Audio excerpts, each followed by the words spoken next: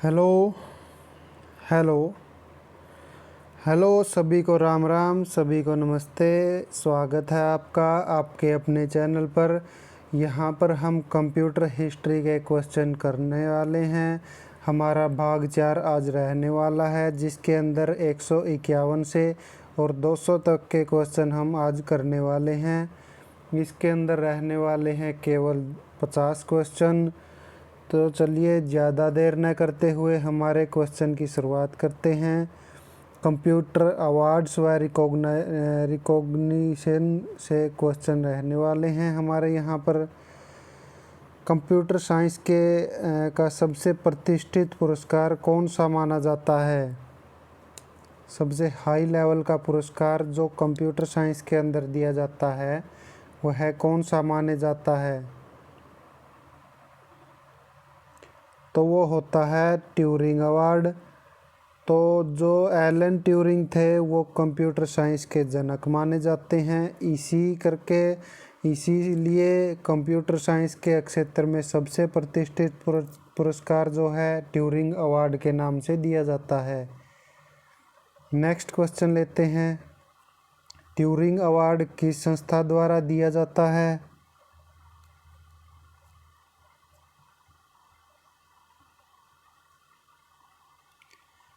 तो जो right answer है वो दिया जाता है ट्यूरिंग अवार्ड ACM संस्था के द्वारा। इसकी फुल फॉर्म क्या रहने वाली है?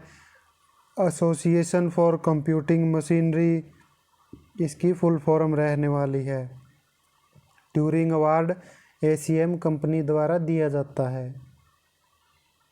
नेक्स्ट क्वेश्चन है हमारा, ट्यूरिंग अवार्ड का नाम किसके सम्मान में रखा गया?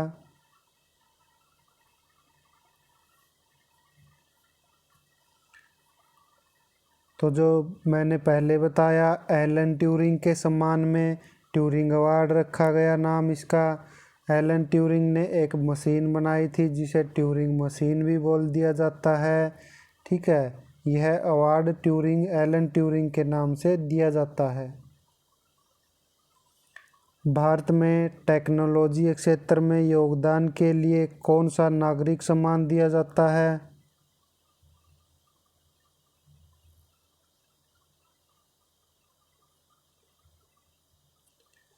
तो टेक्नोलॉजी के क्षेत्र में दिया जाने वाला सम्मान पद्म अवार्ड होता है, जो कि हमारी टेक्नोलॉजी के क्षेत्र में नागरिक सम्मान दिया जाता है ना, वो पद्म अवार्ड दिया जाता है। नेक्स्ट क्वेश्चन लेते हैं। ACM अवार्ड प्राप्त करने वाले पहले भारतीय मूल के वैज्ञानिक में से एक माने जाते हैं। इनमें से कौन है वो?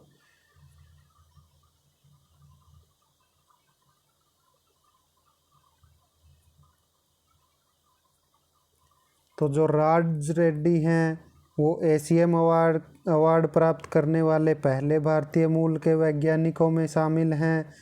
तो ACM अवार्ड राज रेड्डी द्वारा लिया गया। नेक्स्ट क्वेश्चन है हमारा, इंडियन IT इंडस्ट्री हिस्ट्री से क्वेश्चन आ चुके हैं। TCS जो कि टाटा कंसल्टेंसी सर्विस होती है, कि इसकी स्थापना किस वर्ष हुई? तो जो TCS है उसकी स्थापना हुई 1968 के अंदर। नेक्स्ट क्वेश्चन लेते हैं। इन्फोसिस की स्थापना किसने की?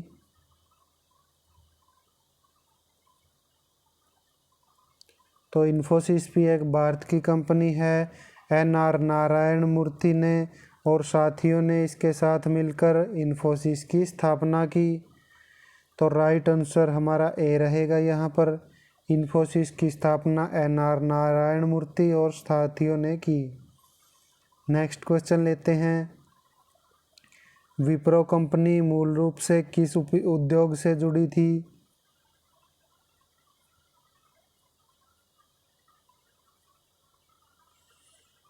तो जो विप्रो कंपनी थी वो किस उद्योग से जुड़ी थी? वो वेजिटेबल के उद्योग से जुड़ी थी, यानी कि वेजिटेबल ऑयल के उद्योग से जुड़ी थी विप्रो कंपनी हमारी। तो राइट आंसर B रहेगा यहाँ पर। नेस्कॉम किस उद्योग का प्रतिनिधित्व करता है?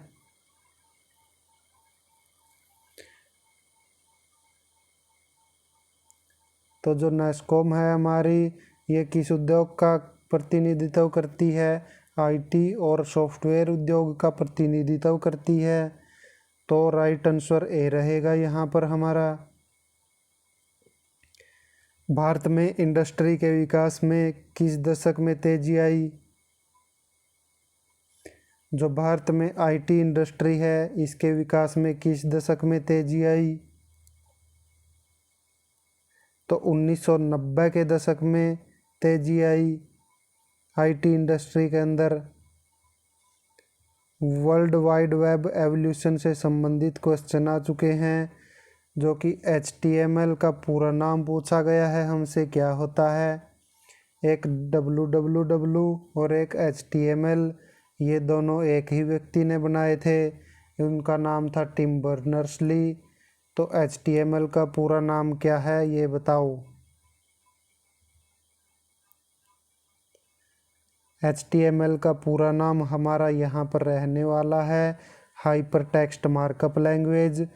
ठीक है, जो कि किसके द्वारा बनाई गई? टिम बर्नर्स-ली के द्वारा बनाई गई। नेक्स्ट क्वेश्चन लेते हैं। HTTP प्रोटोकॉल का मुख्य उपयोग क्या है? सबसे पहले इसकी फुल फॉर्म जान लेते हैं। हाइपर टेक्स्ट ट्रांसफ़र प्रोटोकॉल, यह टेक्स्ट को ट्रांसफ़र करने के लिए प्रोटोकॉल बनाया गया वेब पेज पर। ठीक है, तो 162 के आंसर बताओ कौन सा रहने वाला है?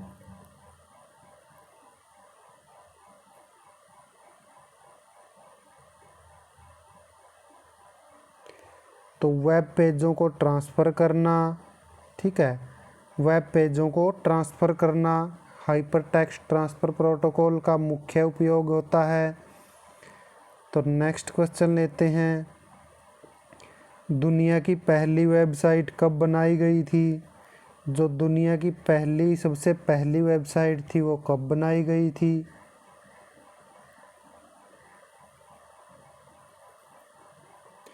तो 1991 के अंदर दुनिया की सबसे पहली वेबसाइट बनाई गई थी। नेक्स्ट क्वेश्चन लेते हैं। ब्राउज़र वार जो शब्द है वो किस दौर से संबंधित है? Browser wars.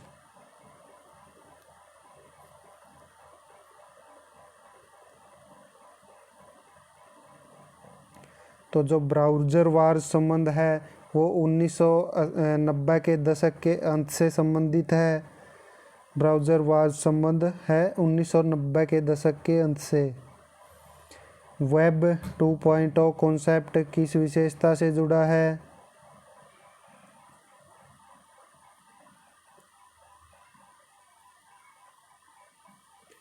तो जो वेब 2.0 कॉन्सेप्ट है वो यूज़र जनरेटेड कंटेंट और इंटीग्रिटी कंटेंट से जुड़ा है। तो राइट आंसर रहने वाला हमारा A option, user generated content और इंटरेक्टिविटी कंटेंट से वेब 2.0 जुड़ा हुआ है। नेक्स्ट क्वेश्चन लेते हैं।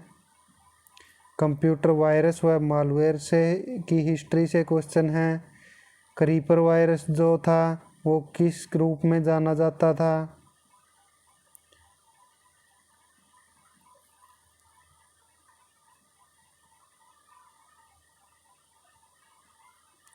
तो जो क्रीपर वायरस था वो एक कंप्यूटर का वायरस था जो किस में डाला गया था? जो डाला गया था किसके अंदर? वर्ल्ड के पहले नेटवर्क के अंदर, जिसे हम ARPANET बोलते हैं, उसके अंदर डाला गया था क्रीपर वायरस। तो हमारा राइट ऑप्शन कंप्यूटर वायरस रहेगा। नेक्स्ट क्वेश्चन लेते हैं। मेलिसा वायरस किस वर्ष फैला था?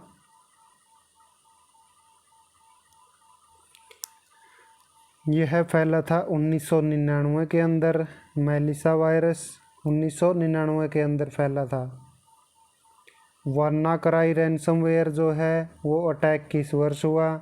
ये बहुत ज़्यादा मात्रा में अटैक हुआ और यह क्वेश्चन इम्पोर्टेंट है आपके लिए। वानाक्राई रैंसमवेयर जो है वो अटैक किस वर्ष हुआ था? वो हुआ था 2017 के अंदर, यानी कि नया नया ये रैंसमवेयर था। रैंसमवेयर क्या है? फिरौती मांगना होता है रैंसम का मतलब। तो यहाँ पर फिरौती मांगने से ही संबंधित वानाक्राई रैंसमवेयर अटैक आया था। नेक्स्ट क्वेश्चन लेते हैं। स्टक्सनेट को किस प्रकार का मालवेयर माना जाता है?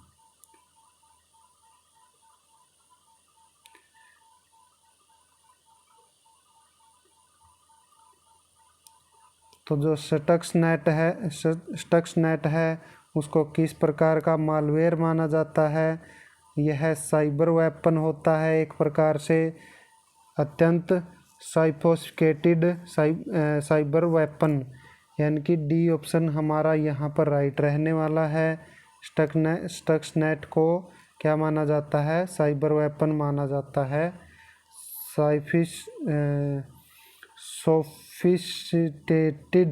सोफिस्टिकेटेड जो भी लिखा हुआ है यह राइट आंसर रहेगा हमारा।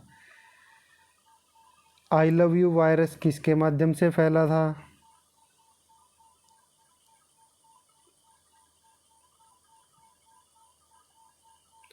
तो जो आई लव यू वायरस है वो ईमेल के अंदर भेजा जाता था, हर एक किसी को भी भेज दिया जाता था।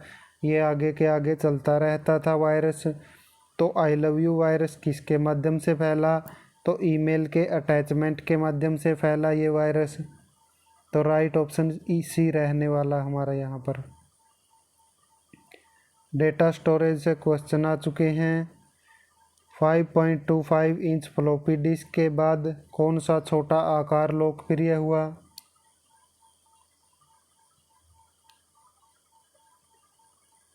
एक पहले आई 5.25 इंच की फ्लॉपी डिस्क, उसके बाद आई 3.5 इंच की फ्लॉपी डिस्क। तो यहाँ पर हमारा राइट आंसर रहेगा 3.5 इंच की फ्लॉपी डिस्क। तो इसके बाद छोटा आकार यह प्रचलित हुआ। इसके अंदर 1.44 MB डेटा स्टोर किया जा सकता था। चलिए नेक्स्ट क्वेश्चन लेते हैं। डीवीडी की स्टोरेज कैपेसिटी सीडी की तुलना में कैसी होती है? क्या डीवीडी की स्टोरेज ज़्यादा होती है? क्या सीडी की स्टोरेज ज़्यादा होती है? क्या बराबर होती है?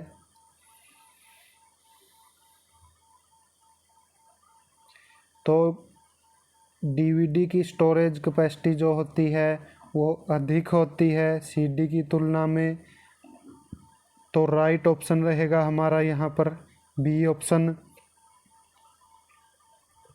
डीवीडी की ज़्यादा कैपेसिटी होती है सीडी की तुलना में। यूएसबी फ्लैश ड्राइव का आविष्कार लगभग किस वर्ष हुआ था?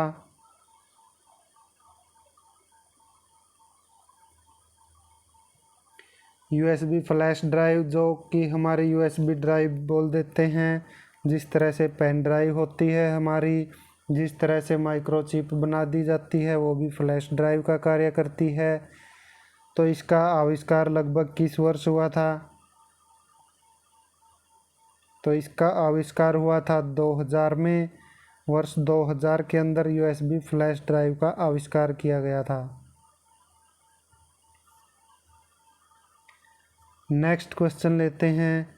क्लाउड स्टोरेज का मुख्य लाभ क्या है?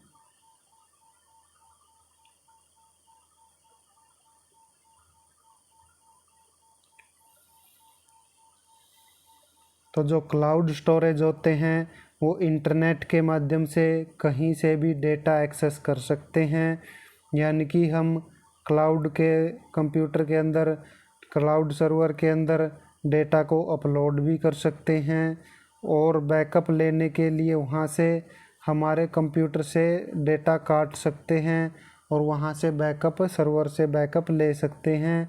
तो क्लाउड स्टोरेज का मुख्य लाभ क्या है? इंटरनेट के माध्यम से कहीं से भी डेटा को एक्सेस करना क्लाउड स्टोरेज का मुख्य लाभ है। नेक्स्ट क्वेश्चन लेते हैं। ब्लू रे डिस्क जो होती है उसका मुख्य लाभ डीवीडी की तुलना में कैसा होता है?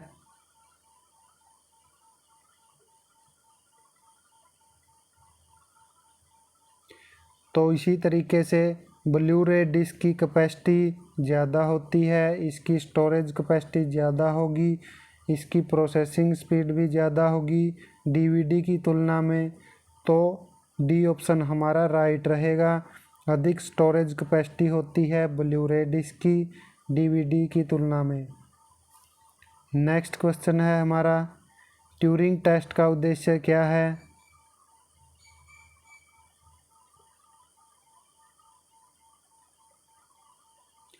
एलन ट्यूरिंग ने क्या किया था, जिसे फादर ऑफ एआई भी बोल दिया जाता है, फादर ऑफ कंप्यूटर साइंस भी बोल दिया जाता है एलन ट्यूरिंग को। उन्होंने क्या किया, उन्होंने एक ट्यूरिंग टेस्ट बनाया जिसमें क्या जांचा गया, जिसमें जांचा गया कि कोई मशीन क्या इंसानों के जैसे सोच सकती है, इंसानों के जैसे क्या कार्य कर सकती है, क्या उनका व्यवहार भी इंसानों जैसा ही होगा। तो ट्यूरिंग टेस्ट इससे रिलेटेड था। तो यहाँ पर हमारा बी ऑप्शन राइट रहने वाला है। ट्यूरिंग टेस्ट का उद्देश्य क्या है? यह जांचना कि मशीन इंसान जैसे व्यवहार कर सकती है या नहीं कर सकती। नेक्स्ट क्वेश्चन लेते हैं, एलिजा प्रोग्राम किस क्षेत्र से संबंधित है?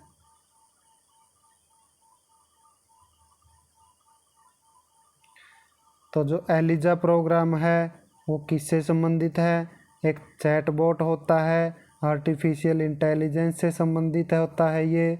तो यहाँ पर हमारा बी ऑप्शन राइट रहने वाला है। एलिजा जो है, एलेक्सा भी बोल देते हैं इसे, एलेक्सा आना चाहिए शायद यहाँ पर। तो अर्ली चैटबॉट ये प्रोग्राम है, आर्टिफिशियल इंटेलिजेंस से संबंधित है। डीप ब्लू कंप्यूटर किसके लिए प्रसिद्ध हैं?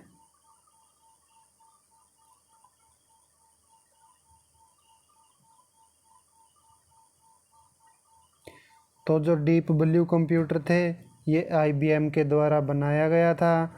यह चेस चैंपियन कैस्परोव को हराने के लिए प्रसिद्ध था। इस कंप्यूटर ने क्या किया, कैस्परोव को हरा दिया था, जो कि एक चेस चैंपियन था। तो राइट ऑप्शन यहाँ पर बी रहने वाला है। डीप ब्लू कंप्यूटर ने क्या किया, चेस चैंपियन गैरी कैस्परोव को हरा दिया था। AI विंटर शब्द का अर्थ क्या है?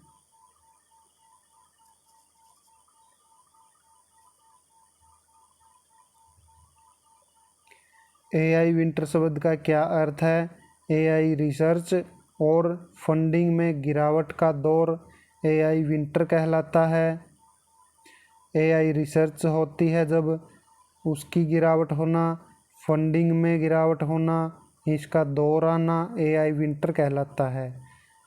नेक्स्ट क्वेश्चन लेते हैं, आर्टिफिशियल इंटेलिजेंस शब्द से सबसे पहले किस कॉन्फ्रेंस में प्रचलित हुआ?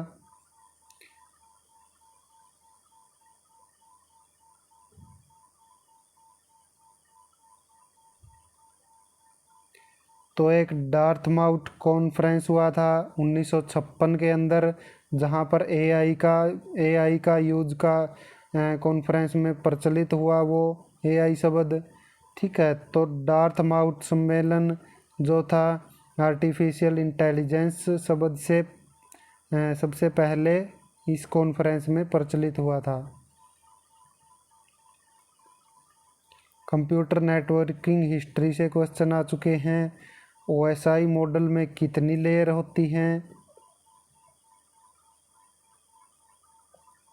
तो सभी को पता है OSI मॉडल के लेयर के अंदर इसमें 7 लेयर होती हैं। इसके अंदर शुरू से नीचे से लेयर गिनी जाती हैं। सबसे पहली लेयर सबसे नीचे होगी और सबसे लास्ट वाली लेयर जो होगी वो होगी सबसे ऊपर होगी। तो मैं आपको बता देता हूँ इसका लाइन वाइज लाइन कैसे होता है।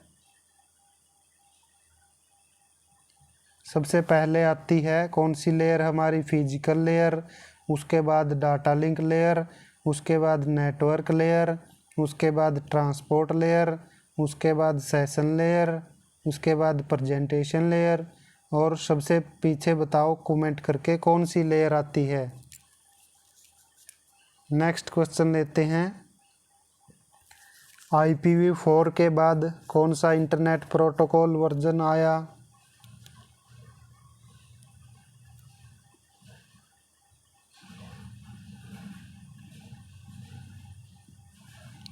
तो IPv4 के बाद IPv6 वर्जन आया। इसका फुल फॉर्म क्या होती है IPv4 की? Internet protocol version 4। और IPv6 की भी इसी तरह से है, इंटरनेट प्रोटोकॉल वर्जन 6। इसके अंदर कितने बिट का यूज़ होता था? IPv4 के अंदर होता था 32 बिट का यूज़। और IPv6 के अंदर कितने बिट का यूज़ हुआ? IPv6 के अंदर 128 बिट प्रोटोकॉल 128 बिट का यूज़ हुआ इस प्रोटोकॉल के अंदर। चलिए नेक्स्ट देखते हैं। ब्लूटूथ टेक्नोलॉजी का नाम किस ऐतिहासिक व्यक्ति से प्रेरित है?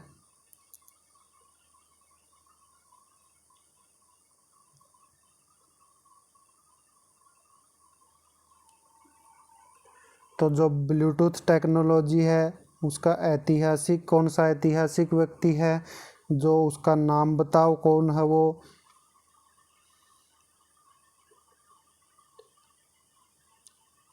तो उसका नाम है किंग हराल्ड। ब्लूटूथ से संबंधित है हमारी Bluetooth technology, king Herald Bluetooth. यहाँ पर हमारा राइट ऑप्शन रहने वाला है। नेक्स्ट क्वेश्चन लेते हैं। 4G टेक्नोलॉजी की तुलना में 3G की स्पीड कैसी होती है? तो सभी को पता है 4G टेक्नोलॉजी की स्पीड अधिक होगी, ठीक है। तो हमारा राइट ऑप्शन कौन सा रहेगा यहाँ पर? या 4G टेक्नोलॉजी की तुलना में 3G की स्पीड कैसी होगी? तो 3G की स्पीड कम होगी। नेक्स्ट क्वेश्चन लेते हैं। वाईफाई शब्द किसका शॉर्ट फॉर्म माना जाता है? यानी कि वाईफाई की फुल फॉर्म आपको इसके अंदर बतानी है, क्या होती है?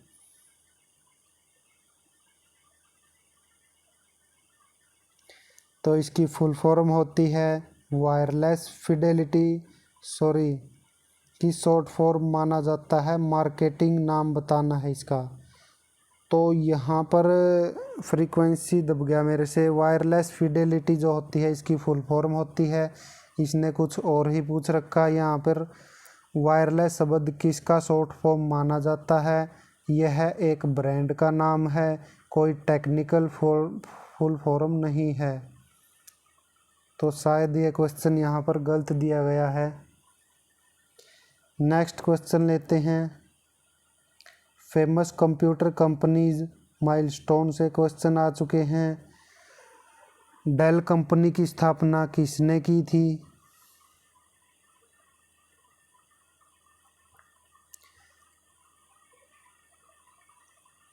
तो जो डेल कंपनी है उसकी स्थापना माइकल डेन ने की थी। तो राइट ऑप्शन हमारा ए रहने वाला है, माइकल डेन। डेल जो हैं उसने डेल कंपनी की स्थापना की थी। नेक्स्ट क्वेश्चन लेते हैं। HP जिसे हैवलेट पैकर्ड भी बोल दिया जाता है, HP की स्थापना किस स्थान पर हुई मानी जाती है?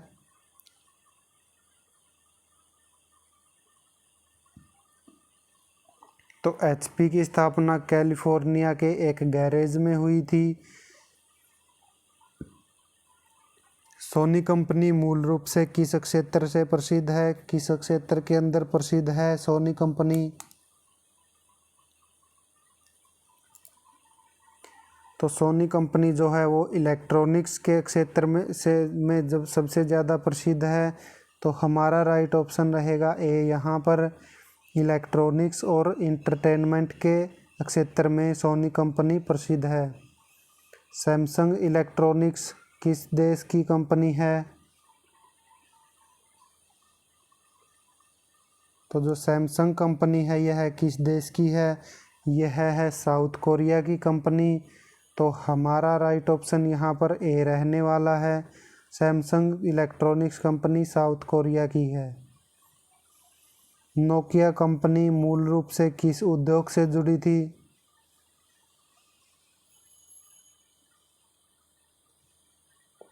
तो जो शुरुआत में नोकिया कंपनी क्या काम करती थी, पेपर और रबर का उद्योग से शुरुआत हुई इसकी, और बाद में टेक्निकल फील्ड में चले गए ये, और नोकिया के मोबाइल्स निकाले इन्होंने। तो नोकिया कंपनी पहले पेपर और रबर उद्योग से संबंधित थी।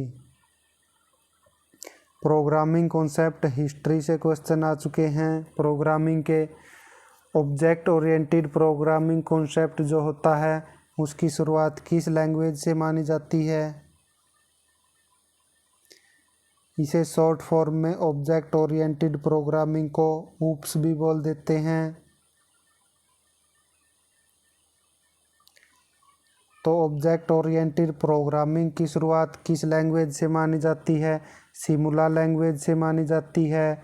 1967 के अंदर सिमुला लैंग्वेज बनाई गई, तो वहीं से ऑब्जेक्ट ओरिएंटेड प्रोग्रामिंग कॉन्सेप्ट शुरू हुआ। चलिए नेक्स्ट क्वेश्चन लेते हैं। कंपाइलर का मुख्य कार्य क्या होता है?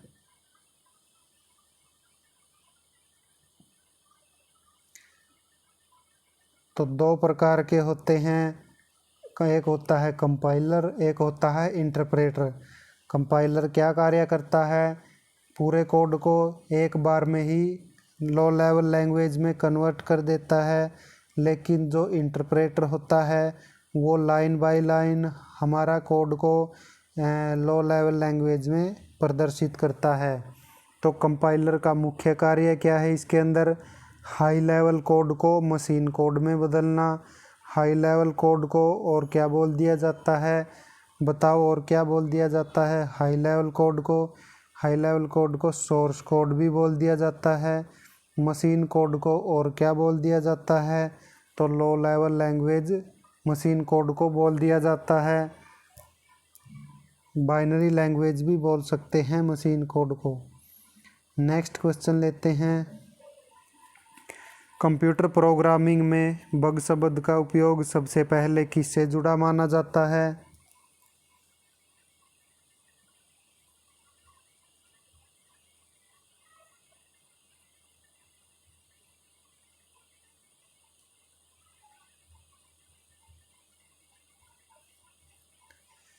तो कंप्यूटर प्रोग्रामिंग के अंदर बग शब्द का उपयोग सबसे पहले किससे जुड़ा माना जाता है? हमारे कंप्यूटर के अंदर जिस समय पर बड़े बड़े कंप्यूटर होते थे उस टाइम पे एक कीड़ा आकर हमारे कंप्यूटर के अंदर चला गया था, तो उसे बग बोलते हैं इंग्लिश में कीड़े को। तो ग्रेस हॉपर जो थे उनके द्वारा दर्ज एक वास्तविक कीड़े की घटना से, ठीक है, तो हमें बग बोलने लगे कंप्यूटर प्रोग्रामिंग के अंदर। यानी कि कोई एरर अगर आ जाता है कंप्यूटर प्रोग्रामिंग में तो उसे बग बोला जाता है। तो ग्रेस हॉपर द्वारा दर्ज की गई वास्तविक कीड़े की एक घटना से बग नाम शब्द पड़ा, ठीक है। ओपन सोर्स मूवमेंट का मुख्य उद्देश्य क्या है?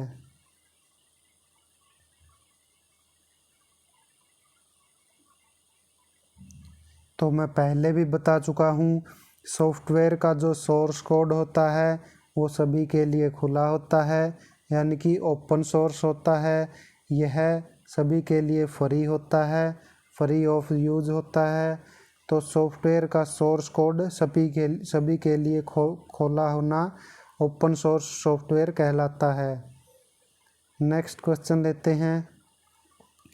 लिनक्स के अलग अलग वर्जन को क्या कहा जाता है? लाइनक्स के अलग अलग वर्जन को क्या कहा जाता है?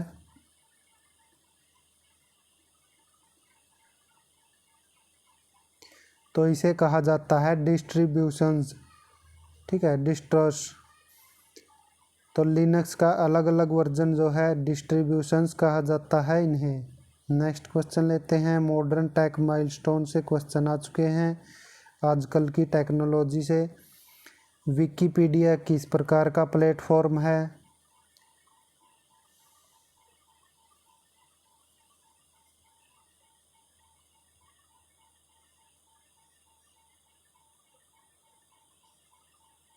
तो विकिपीडिया किस प्रकार का प्लेटफॉर्म है जहाँ पर हम जानकारी प्राप्त करते हैं अलग अलग फील्ड्स के अंदर कि उसने क्या कर दिया, वह कहाँ पर क्या चला हुआ है, तो वो विकिपीडिया हमें प्रोवाइड कर देता है।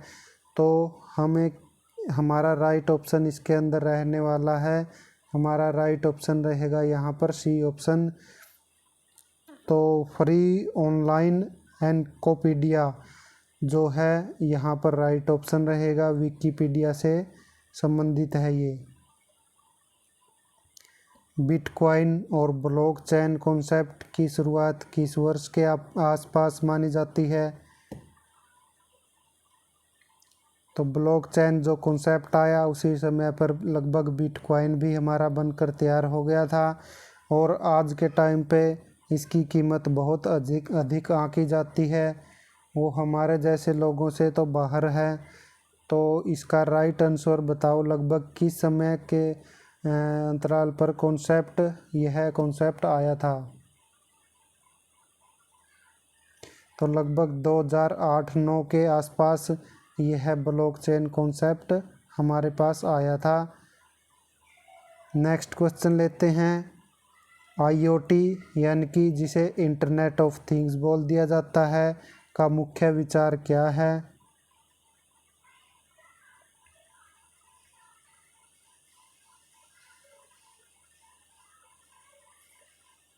तो आईओटी सबसे पहले यह देखो क्या होता है, एक नेटवर्क होता है जिससे बहुत सारे डिवाइस अलग अलग प्रकार के जुड़े होते हैं।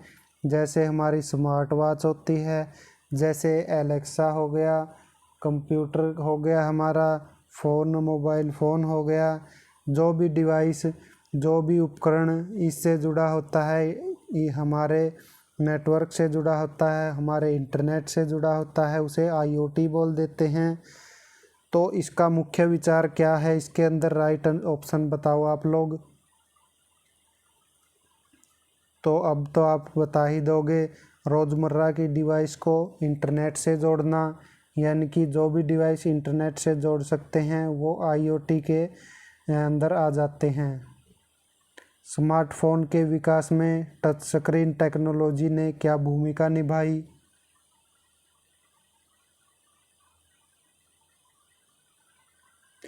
तो जब पहले कीपैड हमारे स्मार्टफोन आते थे उस समय पर हमें बहुत सी दिक्कतों का सामना करना पड़ता था। तो अब आ चुके हैं टच स्क्रीन टेक्नोलॉजी, तो इसने क्या भूमिका निभाई स्मार्टफोन के क्षेत्र में?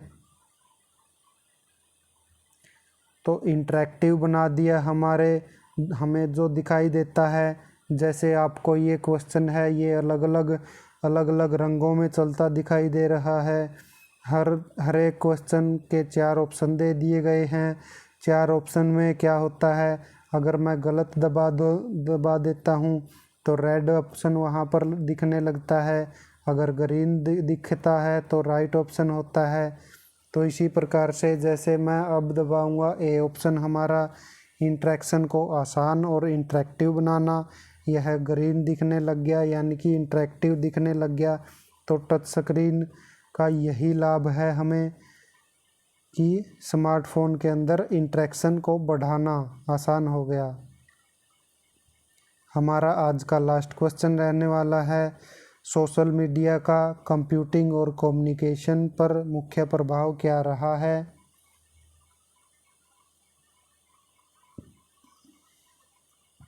तो जो हमारा सोशल मीडिया होता है 1 मिनट के अंदर पूरे ब्रह्मांड के अंदर जानकारी पहुंचा देता है। हर एक व्यक्ति के पास जानकारी पहुंच जाए, सोशल मीडिया के द्वारा जानकारी पहुंच जाती है।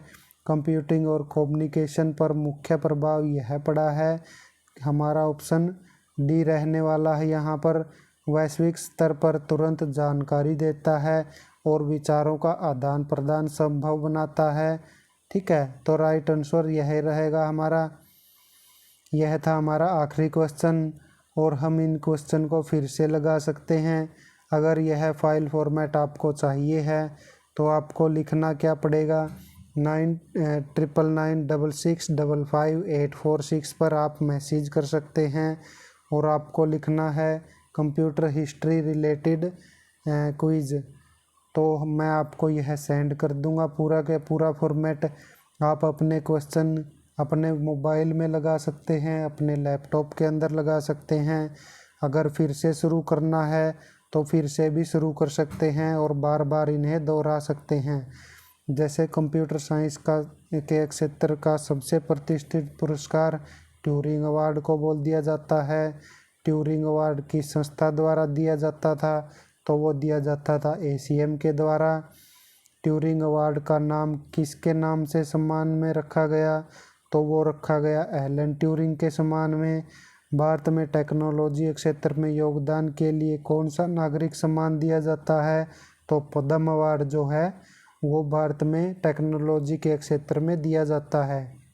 इसी तरीके से आप बार बार इन क्वेश्चन को लगा सकते हो ताकि आपके ये क्वेश्चन दिमाग में बैठ जाएं। और किसी भी तरह का फॉर्मेट अगर चाहिए तो आप मैसेज कर सकते हैं, मैंने नंबर बता दिया है 9996655846। मैं आपको ये ऐसे का ऐसे फॉर्मेट आपको सेंड कर दूंगा। आज के लिए इतना ही। सभी को धन्यवाद, सभी को नमस्कार।